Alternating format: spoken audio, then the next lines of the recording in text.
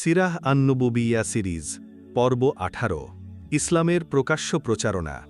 আত্মীয় স্বজনদের প্রতি ইসলামের দাওয়াত নববী মিশনের প্রথম ৩ বছর ছিল ব্যক্তি পর্যায়ে কেন্দ্রিক।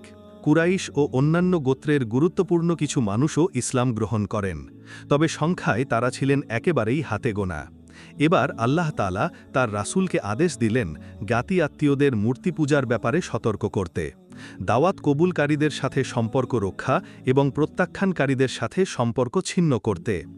আল্লাহ তাআলা বলেন, আপনি নিকটতম আত্মীয়দের সতর্ক করুন এবং আপনার অনুসারী মুমিনদের প্রতি সদয় হন। যদি তারা আপনার অবাধ্যতা করে তাহলে বলে দিন, তোমরা যা করো তা থেকে আমি সম্পূর্ণ মুক্ত। সূরা শুআরা আয়াত 214-216। এ আদেশ পাওয়ার পর নবী সাল্লাল্লাহু আলাইহি ওয়াসাল্লাম তার নিকটতম জ্ঞাতি বংশ বানু হাশিমকে এক জায়গায় জড়ো করেন। বানুল মুত্তালিবের কিছু মানুষও তার মধ্যে ছিলেন। তাদের উদ্দেশ্যে তিনি একটি সংক্ষিপ্ত ভাষণ দেন। এর শুরুতেই ছিল আল্লাহ তাআলার প্রশংসা, বরত্ব ও তার একত্বের ঘোষণা।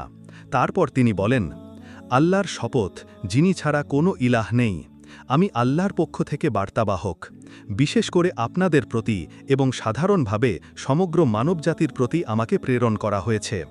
আল্লাহর শপথ, রাতে যেভাবে ঘুমান ঠিক সেভাবেই একদিন আপনারা মারা যাবেন, আর সকালে যেভাবে জেগে ওঠেন ঠিক সেভাবেই আপনাদের আবার পুনরুত্থিত করা হবে।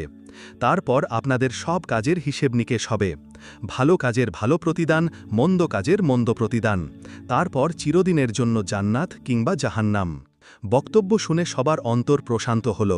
তারা পরস্পর আস্তে আস্তে নরম স্বরে কথা বলছিল, কিন্তু হঠাৎ তার চাচা আবুল আহাব বলে উঠল, আরে এ তো দেখছি সারা আরব জাহানকে খেপিয়ে তুলবে, কেউ থামাও ওকে, পরে একুল ওকুল সবই হারাবে। ওদের হাতে একে তুলে দিলে সে তো অপমানিত হবেই, আর তাকে বাঁচাতে গেলে সবাই ওদের হাতে মারা পড়বে। কিন্তু নবীজির আরেক চাচা আবু তালিব বলেছেন, কি যাতা বলছো, আল্লাহর কসম, বেঁচে থাকা পর্যন্ত আমরা ওকে রক্ষা করে যাব।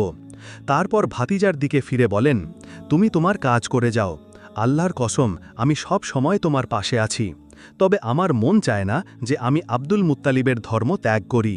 অধ্যায় ইসলামের প্রকাশ্য প্রচারণা, বই রাসূলে আরবি, পৃষ্ঠা 50-51।